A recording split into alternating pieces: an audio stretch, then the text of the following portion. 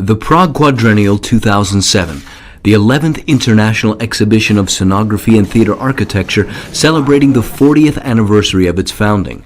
The world's largest theatre design event, an event that for 11 days changed the lives of 5,000 people from all over the world. Meetings, dialogues, recycling, streets, events, these were the themes of this year's exposition, which drew a record number of exhibiting countries, artists, visitors, and participants. The Art Nouveau Industrial Palace at Prague's Exhibition Grounds once again provided a worthy space in which to present the best of what has been seen on and off the world stages. This year, however, its area of 10,000 square meters was not enough.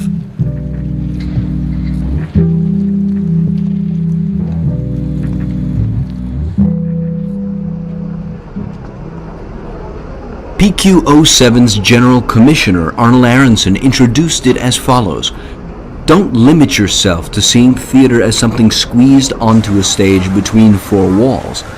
Consider the Industrial Palace a theater, consider Prague a theater, and consider yourselves actors on this great set."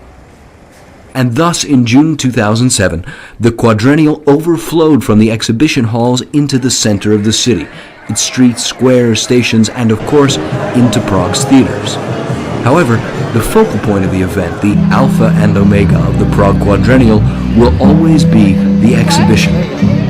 3 competition sections with exhibitions from individual countries, scenography, theater architecture, and scenography students form a solid underpinning for all other activities. For the first time in PQ's history, each of the exhibiting countries chose its own theme to present in its exhibit. 51 countries from all the inhabited continents of the Earth competed for the main prize, the Golden Triga. The award was won by the Russian exhibit, devoted to the scenography of works by Chekhov. The judges were won over by its polish, poetry, and humor.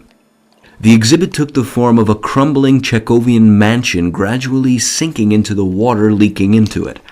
Models created and presented as artifacts on display were the main way in which scenography was presented in this and other exhibits.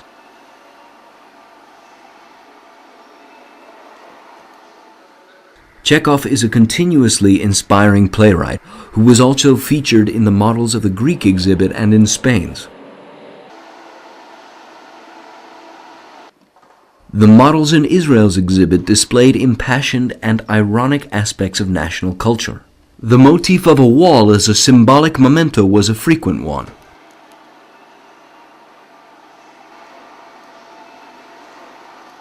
Metaphor as a means of communication in a production was also apparent in Lithuania's models.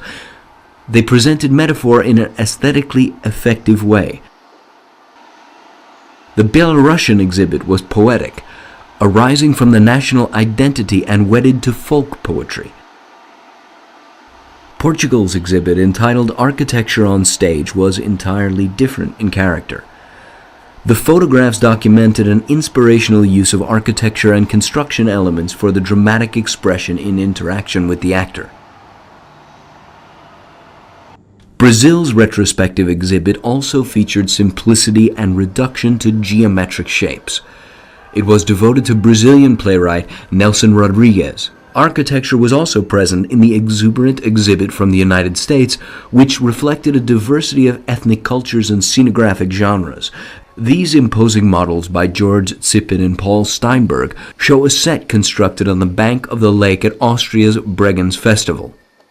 For all their technicism, they created a decorative impression.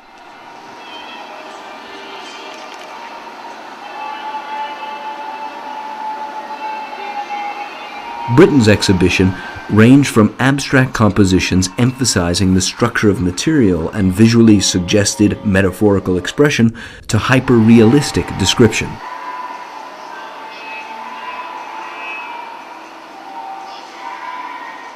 Cruelty and ugliness were attractively presented in the photographs from German productions. A blood-soaked production of Shakespeare's Macbeth, designed by Johannes Schultz and directed by Jürgen Gosch, won the gold medal for Best Project. The prize was also won by a production of musical drama Medea from South Africa. Writer Oscar von Wenzel and director and set designer Brett Bailey combined the ritual roots of the African continent with the Greek and Roman roots of European culture. Young Slovak scenographer Boris Kudlička has produced beautiful, aesthetically polished designs for leading opera houses.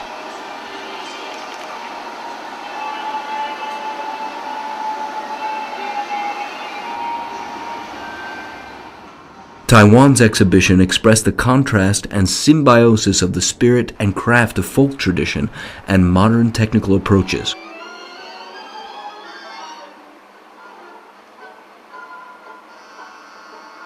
Similar themes appeared in other Asian exhibits.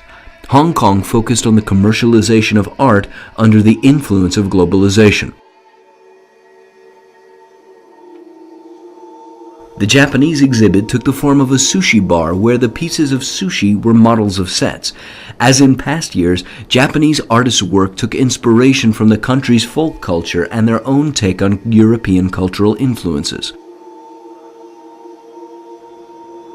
Serbia's exhibit showed an art installation object that was set design itself. The tendency to create objects in installations that are set designs specifically for the Prague Quadrennial is now seen more and more frequently.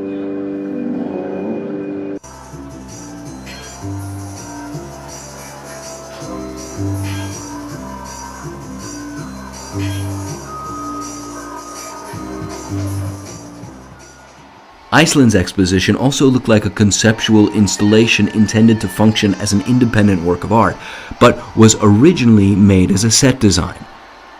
New Zealand did the same.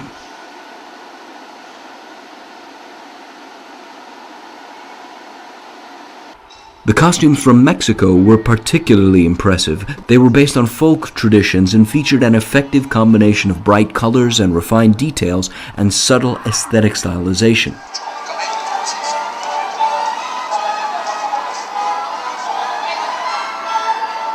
In a totally different vein are these expressionist costume designs from Marie Idali and Stefan Arfing for Wagner's Ring Cycle.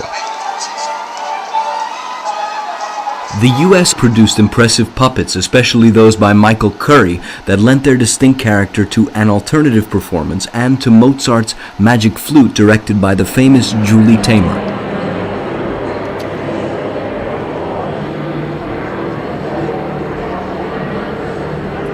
Sweden's exhibit focused on New Circus with a surreal display showing an artistic version of Romeo and Juliet designed by Soren Brunes. Contemporary technology also found its way into exhibition design, influencing the display of theater photography.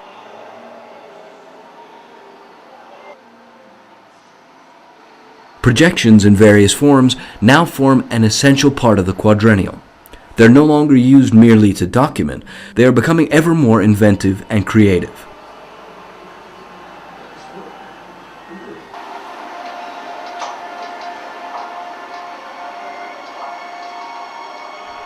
The Netherlands chose a highly original means of presentation, allowing scenographers to mingle with exhibition visitors.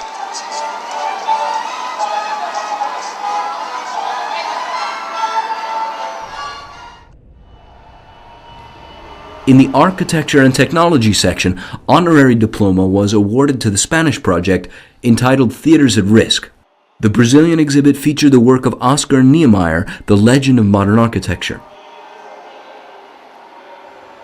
Britain's architectural exhibit showed the theater architecture in relation to particular stage events. Brothers Matěj and Petr Forman of the Czech Republic exhibited their Mystery Boat Theater.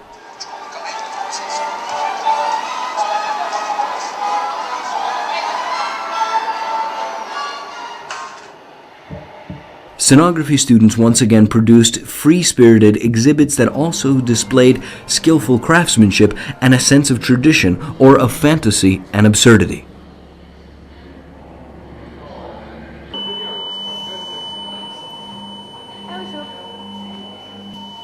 In the student section, the golden medal went to students from the Latvian Academy of Art who worked on Michal Bulgakov's The Master and Margarita.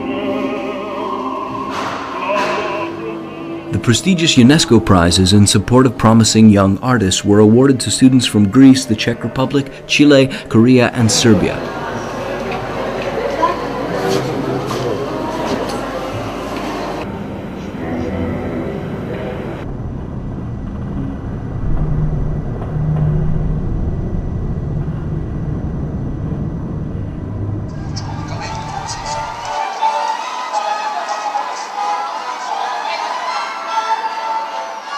This year's PQ was unique in that a lively program of almost 500 performances, fashion shows, lectures, discussions, and workshops became an equal part of this exciting cultural event and expanded into the center of Prague. A number of events took place in the Industrial Palace. Lectures and appearances by major figures in theaters, student performances, discussions, and workshops.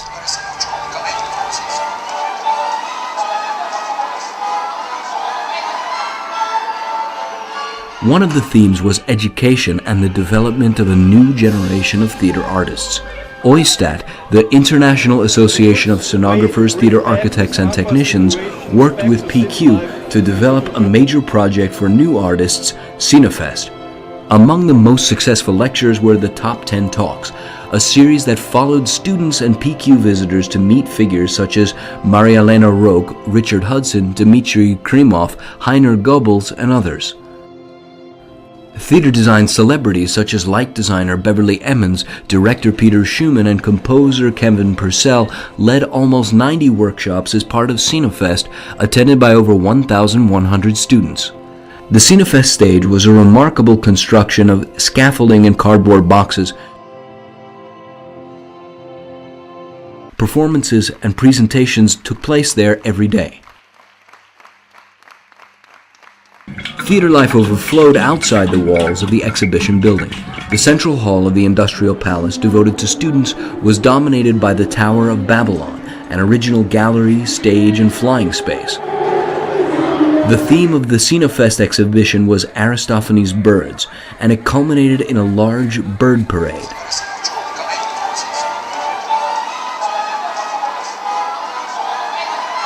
Thanks to support from UNESCO, this year there were theater artists and projects from countries who were not represented in any of the exhibition sections, such as India, Rwanda, Uganda, Colombia, Malaysia, and Burkina Faso. A series of discussions, lectures, and presentations focused on the quadrennial itself and its future, the use of new media and technology in contemporary theater, and a theater critic's discussion on how to write about scenography.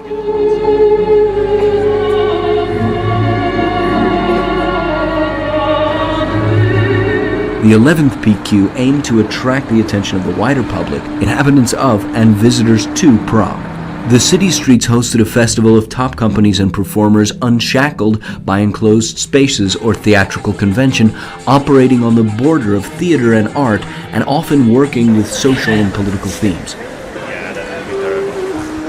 Children found lots to enjoy at this year's exhibition. They could follow a special exhibition trail, attend art workshops, and they even got to vote on a children's award. The clear winner of this was the interactive fairground-style presentation from the Czech Republic created by the Foreman brothers. The leitmotif of PQ07 was recycling. The theme also featured in the exhibition design created by Krzysztof Quintera, one of the most notable current Czech artists. The recycling theme also appeared throughout the exhibition in various places and connections. There were recycled clothes, materials, and artistic approaches, themes, and ideas.